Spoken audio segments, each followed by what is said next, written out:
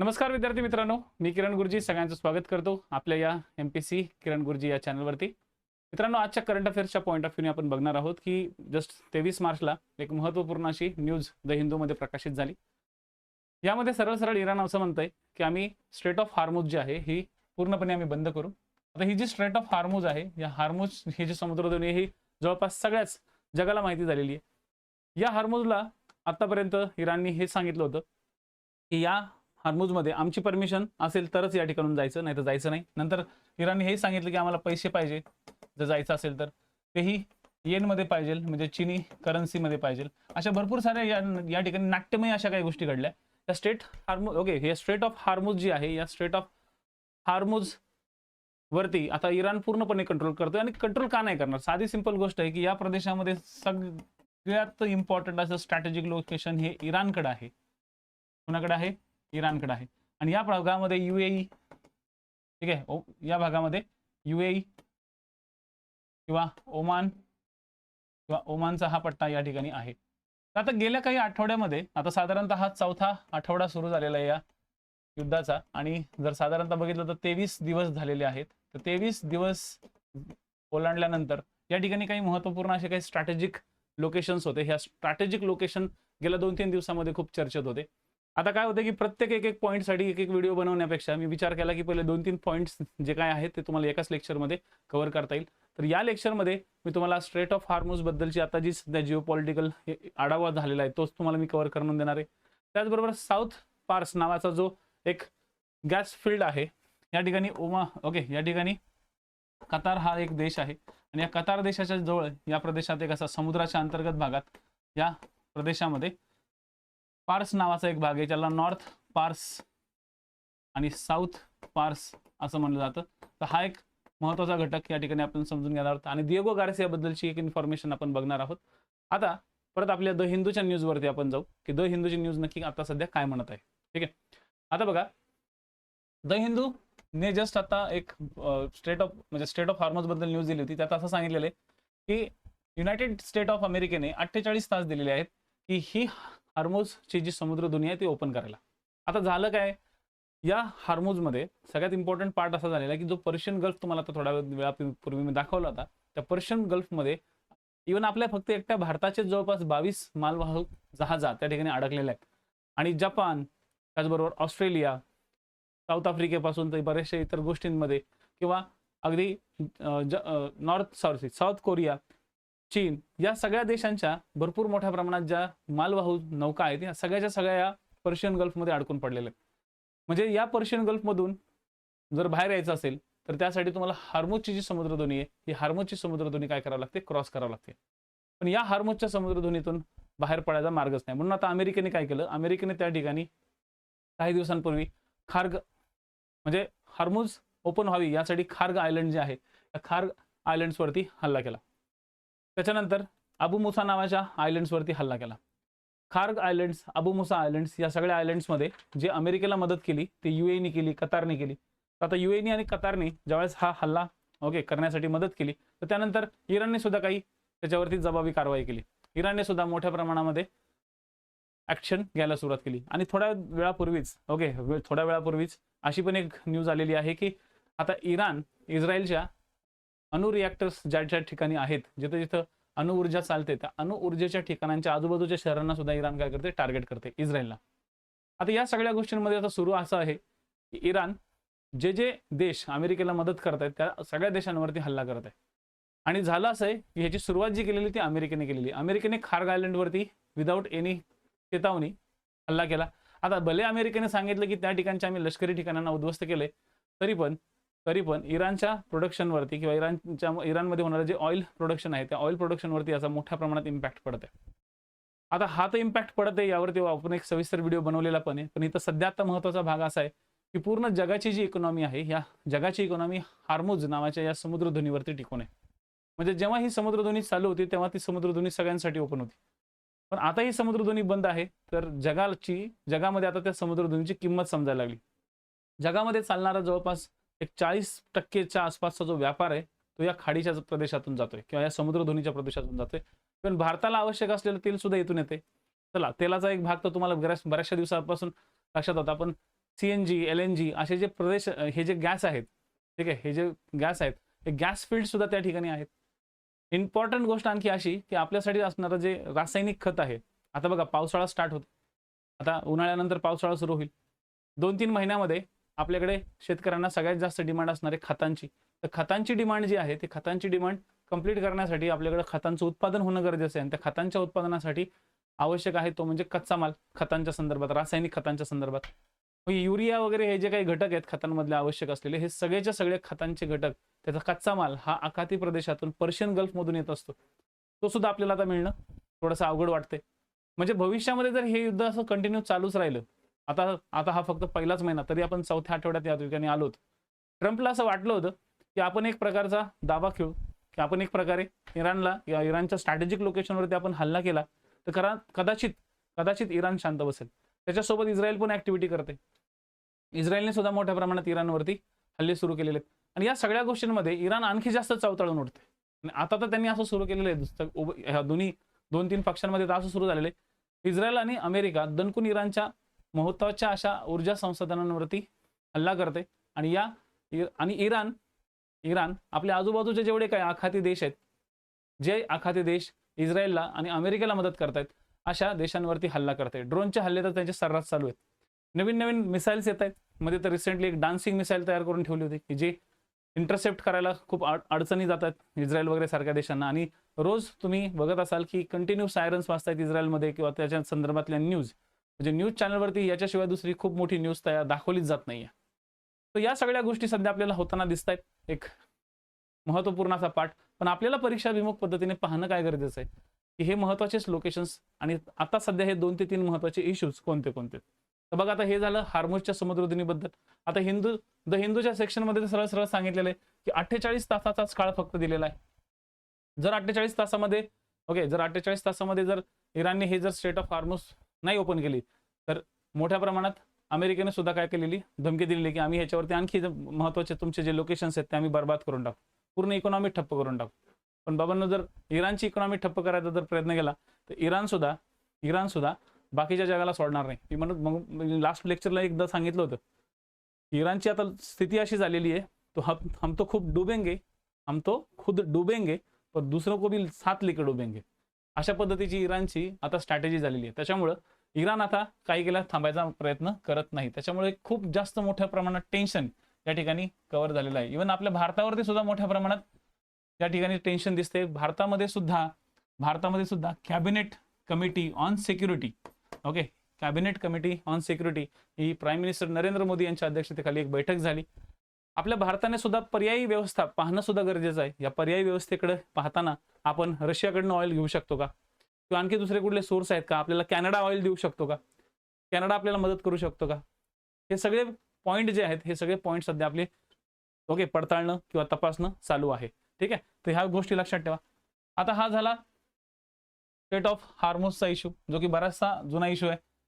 पण या व्यतिरिक्त एक नॉर्थ पार्स आणि साऊथ पार्स नावाची गॅस फील्ड आहे, जे तुम्हाला पुढे दिसेल. बघा, आता या ठिकाणी तुम्हाला सगळ्यांना माहिती आहे की हे पूर्णपणे एक पर्शियन गल्फ, राईट, त्याला आपण गल्फ म्हणतो, पर्शियन गल्फ. आणि या ठिकाणी आहे स्ट्रेट ऑफ हार्मुज, या ठिकाणी ओमानचं गल्फ. आता इथं तुम्ही बघा, या ठिकाणी एक देश आहे, ठीक आहे, आणि हा देश आहे कतार. तर कतार हा जो देश आहे, या कतार देश ही लँड बॉर्डर एवढी आहे. कतार हा लँड बॉर्डरच्या पॉईंट ऑफ व्ह्यूनी हा फक्त एवढाच आहे. पण या कतारलाच लागून, या कतारला लागून आणि या ठिकाणी या इराण आहे. या इराणच्या जवळच असलेली असल्यूह नावाची एक इराणियन फॅसिलिटी आहे, जी गॅस फील्ड वरती काम करते. म्हणजे या ठिकाणाहून जो काही गॅस तयार होतो, हा एक जगातील सर्वात मोठा, लक्षात घ्या, जगातल्या सर्वात मोठ्या world largest fossil gas field आहे. आणि ही गॅस फील्ड कोणाच्या दरम्यान आहे? ही इराण आणि कतारच्या दरम्यान आहे. आणि लक्षात घ्या, हा प्रश्न विचारला जाऊ शकतो की ही जी गॅस फील्ड आहे साऊथ पार्स, ही साऊथ पार्स नावाची जी गॅस फील्ड आहे ते कोणत्या 2 देशांमध्ये शेअर केली जाते? तर ती केली जाते इराण आणि कतारच्या. ही सुद्धा एक चर्चेचा विषय आहे. वर्ल्ड लार्जेस्ट, त्यामुळे इट्स व्हेरी व्हेरी इम्पॉर्टंट. आता मित्रांनो, एक लक्षात ठेवा, झालं काय की या कतारच्या आणि इराणच्या, ठीक आहे, कतार आणि इराण या दोघांच्याही मध्ये ही एक गॅस फील्ड आहे या पर्शियन गल्फमध्ये. या गॅस फील्डमध्ये मोठ्या प्रमाणात असे गॅस उत्खनन करणारे मोठे मोठे शिप्स त्या ठिकाणी आहेत आणि त्यापैकी काही शिप्सवरती इस्रायलनं अटॅक केला. ठीक आहे, काय केला? इस्रायलनं अटॅक केला. या इस्रायलच्या अटॅकमध्ये ऑब्व्हियसली कतारनं सुद्धा काय केला होता? सपोर्ट केला होता. पण कतारला असं वाटलं नव्हतं की त्याचा झटका आपल्याला पण बसेल. कतारला असं वाटलं नव्हतं की त्याचाही झटका आपल्याला बसेल. इव्हन UAEला तर ध्यानीमनी पण नव्हतं की इस्रायल सारखा देश या ठिकाणी हल्ला करू शकतो. आता इस्रायलने हा हल्ला केल्यानंतर जगातील जवळपास या सर्व आखाती देशांपैकी साधारणतः कुवेत, ठीक आहे, कतार, सौदी अरेबिया आणि UAE यांनी थोडीशी नाराजी व्यक्त केली होती की तुम्ही इथं हल्ला का करताय? तुम्ही गॅस रिसोर्सेसवरती का हल्ला करताय? जर रिसोर्सेसच पूर्णपणे ठप्प पडले, बघा सगळी दुनिया आता सध्या याच मागे लागलेली आहे की स्ट्रेट ऑफ हार्मुज ओपन होण्यासाठी इराणला जेवढा त्रास देता येईल तेवढा त्रास देऊ, पण हा जो त्रास आहे तो इराणच्या रिसोर्सेसवरती ते पाडायचा प्रयत्न करतायत. हा सगळ्यात जास्त त्यांचा जो फोकस आहे ते इराणचे रिसोर्सेस पूर्णपणे ठप्प करण्याचा प्रयत्न चालू आहे. आणि या इराणच्या रिसोर्सेसमुळे काय होते? जगाचं सुद्धा रिसोर्सेस एक प्रकारे काय होते? ठप्प पडायची चिंता या ठिकाणी व्यक्त होती. कारण गॅस फील्ड जर बंद झालं, गॅस फील्ड जर पूर्णपणे बंद झालं तर काय होईल? तर या प्रदेशामध्ये गॅस लीक झाला, गॅस फील्ड बंद झालं तर खूप मोठ्या प्रमाणात एक इकॉनॉमिक क्रायसिस तर येतील, पण गॅस क्रायसिस सुद्धा मोठ्या प्रमाणात वाढतील. कारण की आता आपण एकदम जुन्या काळातले, एकदम अश्मयुगातल्या काळासारखे आता जगत नाही आहोत. ओके, अश्मयुगातल्या काळासारखे आपण जगत नाही आहोत. आपल्याला खूप साऱ्या गोष्टी, ओके, आणि खूप साऱ्या गोष्टींमध्ये गॅसची गरज पडते. खूप साऱ्या गोष्टींमध्ये गॅसची गरज पडते. आणि प्रॉब्लेम असा झालाय की या ज्या असेल्यू नावाचं एक जे ठिकाण आहे यावरती सुद्धा हल्ले झालेले आहेत. ठीक आहे, त्या गॅस फील्डवरती हल्ले झालेले आहेत. त्यामुळे कुठे ना कुठेतरी हा एक चर्चेचा विषय बनलेला आहे. ठीक आहे, आता याच्यावरती इराणने काय प्रतिक्रिया दिली? इराणने सुद्धा, ठीक आहे, इराणने सुद्धा काय केलं? तर इराणने सुद्धा कतारच्या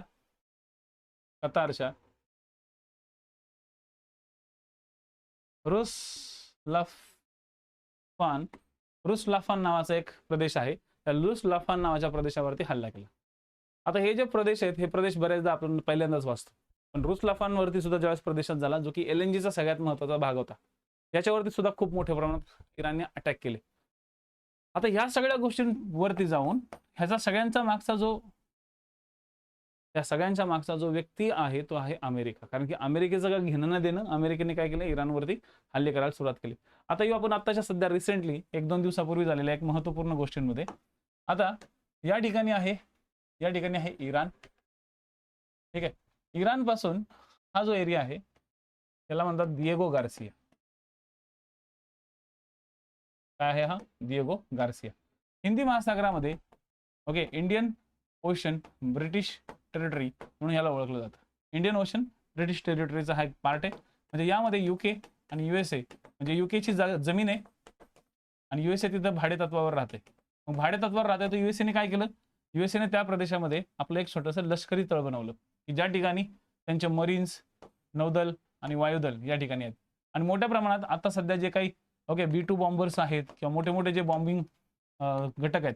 बघा आता कसं आहे, या ठिकाणी ओमान वगैरे जो पट्टा आहे किंवा बघा इथं तुम्हाला एक दिसेल, या ठिकाणी कतार, ठीक आहे, ओमान असे जे भाग आहेत किंवा सौदी अरेबिया, इराण इझिली त्यांना टार्गेट करू शकतो. त्याच्यामुळे जे मोठे मोठे एरोप्लेन्स आहेत, ओके, मोठे मोठे जे एरोप्लेन्स आहेत F-35 वगैरे अशा टाईपचे किंवा एकदम क्वालिटी किंवा हाय लेवलचे अगदी 5th जनरेशन जे एरोप्लेन्स किंवा फायटर प्लेन जे आहेत हे सगळेचे सगळे त्यांनी दिएगो गार्सियामध्ये पोर्ट करून ठेवलेले आहेत. तर दिएगो गार्सियामधून ते उड्डाण भरतात आणि पुढे जातात, इराणपर्यंत जातात, इराणवरती बॉम्बार्डिंग करून ते परत येतात. आता इराणने काय केलं? इराणने आतापर्यंत कधी जाहीर नव्हतं केलं की इराणकडे 4000 किलोमीटरपेक्षा जास्त मारा करणारं एक क्षेपणास्त्र आहे. इव्हन जग आता गेल्या 2 दिवसापासून शॉकमध्ये की इराणकडे 4000 किलोमीटर पर्यंत मारा करणारं, ओके, मिसाईल आलं कसं? सगळेजण त्याचा शोध घेत आहेत सध्या. त्याच्यावरती खूप मोठ्या प्रमाणात डेव्हलपमेंट चालू आहे. तर इराणने काय केलेलं आहे? इराणनी दिएगो गार्सियावरती 2 मिसाईल्स, ओके, 2 मिसाईलचा अटॅक केलेला. त्यातलं एक मिसाईल खाली पडलं, पण दुसऱ्या मिसाईलला वरच्यावर उडवलं गेलं, त्याला इंटरसेप्ट केलं गेलं. त्याच्यावरून एक लक्षात ठेवा की आता हे युद्ध हिंदी महासागराच्या प्रदेशात सुद्धा शिरतंय आणि हिंदी महासागराच्या प्रदेशात शिरतंय तर या प्रदेशामध्ये होणारा जो व्यापार आहे, ओके, आपल्या भारताशी सुद्धा होणारा या साईडनं जो व्यापार आहे त्या व्यापारावरती इम्पॅक्ट पडू शकतो. म्हणजे हळूहळू हे जे वॉर आहे हे वॉर जसं जसं बदलत चाललंय, जसं जसं हे वाढत चालले, आणखी त्याच्यामध्ये एक नवीन नवीन काही जॉग्राफिकली लोकेशन्स किंवा काही स्ट्रॅटेजिक लोकेशन्स हे या ठिकाणी आपल्याला दिसत आहेत. म्हणून आता इराण या अमेरिकेच्या दिएगो गार्सियाच्या नाविक तळाच्या मागे लागलेलं आहे. इराण पहिले या बाकीचे जे अमेरिकेचे मित्र देश आहेत त्यांच्या मागे हात धुवून लागलं होतं. आता इकडं मागे हात धुवून लागले. तर दुसरीकडं इस्रायल सारखा जो देश आहे, हा इस्रायल सारखा देश त्याच्या जवळच्या लेबनॉनच्या मागे हात धुवून लागलेला आहे. कारण की लेबनॉनमध्ये असलेलं हेजबुल्ला नावाचं जे दहशतवादी संघटना आहे, ही सध्या इस्रायलच्या विरोधात काम करते. तर त्यावरती आधारित काही रिपोर्ट्स तुम्ही 1-2 दिवसात न्यूजपेपरमध्ये पाहिले असतील. तर माझं एक छोटंसं काम आहे की तुम्हाला या सगळ्यांच्या बाबतीत एक अपडेट द्यावा आणि अपडेट देऊन तुम्हाला सगळ्या ऍक्टिव्हिटी कराव्या. तर नेक्स्ट लेक्चरमध्ये मी तुम्हाला एक या पद्धतीने एक नाटो संदर्भात एक चर्चा, सध्या नाटो संघटनेला ट्रम्प यांनी कावर्ड्स म्हणलं होतं की तुम्ही काही कामाचे नाही आहात, तुम्ही भित्रे आहात, तुम्ही योग्य वेळेस आम्हाला मदत करत नाही, आम्ही तुम्हाला नक्की भविष्यात पाहून घेऊ, अशा पद्धतीची धमकी दिली होती आणि थोडंसं कमी दर्जा दाखवायचा प्रयत्न केला होता. बऱ्याचशा लोकांना असं वाटतं की नाटो या ठिकाणी का मध्यस्थी करत नाही, या देशांशी कोणी बोलत का नाही, त्या देशांना शांत का कोणी करत नाही. तर बाबांनो, सगळा प्रयत्न करून झालेला आहे आणि सगळा प्रयत्न करून झाल्यानंतरच या सगळ्या महाकांड या ठिकाणी घडलेला आहे. आता ट्रम्पचं असं म्हणणं आहे की या युद्धामध्ये नाटोला आणायचं आणि नाटोचा समावेश जर या युद्धामध्ये झाला तर आणखी जे चित्र दिसतंय ते आणखी जास्त चित्र चिघळण्याची शक्यता आहे. परत एकदा शीतयुद्ध होते की काय अशी एक भीती या ठिकाणी लागून राहते. म्हणूनच मित्रांनो, नेक्स्ट व्हिडिओमध्ये मी तुम्हाला नाटोचा यामध्ये नक्की काय रोल आहे, आर्टिकल 5 नाटोचं काय म्हणतंय आणि जर्मनीचा नक्की स्टँड काय आहे, जपानचा नक्की स्टँड काय आहे, बाकीचे देश फक्त अमेरिकेला एक मोरल सपोर्ट का देत आहेत आणि जे अमेरिकेचे एकदम जवळचे खास मित्र आहेत त्यांनीच अमेरिकेला पाठका दाखवली, या सगळ्या गोष्टींचं विवरण आपण नेक्स्ट पुढच्या व्हिडिओमध्ये या ठिकाणी बघू. सध्या तरी हे 3 महत्त्वाचे स्ट्रॅटेजिक लोकेशन तुम्हाला सांगायचे होते. साऊथ पार्स, हॉर्मुझच्या खाडीच्या संदर्भातला, समुद्रधुनीच्या संदर्भातला एक सगळ्यात महत्त्वाचा भाग आणि दिएगो गार्सिया. मित्रांनो, याच्यावर नक्की आणखी काय होईल आणि कशा पद्धतीनं पुढचं चित्र बदलेल हे अजून सांगू नाही शकत. आणि तरी पण जर काही चेंजेस झाले तर आपण त्याबद्दलचे अपडेट्स या चॅनलवरती देतच राहू.